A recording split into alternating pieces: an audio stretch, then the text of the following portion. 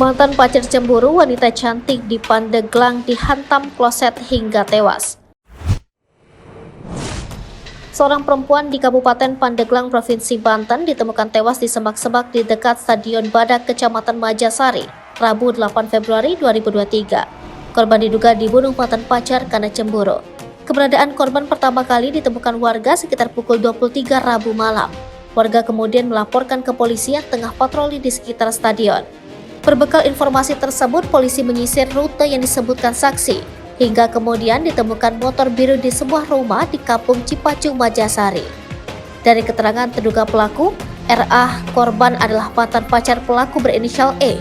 RA mengaku membunuh korban dengan motif cemburu. Silton mengungkapkan kronologi, kejadian berlangsung Rabu malam sekitar pukul 22. Saat itu pelaku usai menyetrum ikan di Sungai Balapuna dekat Stadion Badak, Pandeglang. Saat mau pulang ke rumah, di jalan ketemu korban lalu diminta berhenti untuk ngobrol dan terjadi cekcok. Karena emosi, pelaku mencekik leher korban. Korban sempat melakukan perlawanan dengan menggigit tangan pelaku namun kalah tenaga. Pelaku kemudian memukul korban dengan sepihan kloset. Setelahnya pelaku kabur dengan membawa laptop serta handphone korban.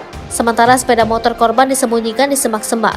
Pelaku saat ini sudah berada di Polres Pandeglang untuk dilakukan pemeriksaan lebih lanjut.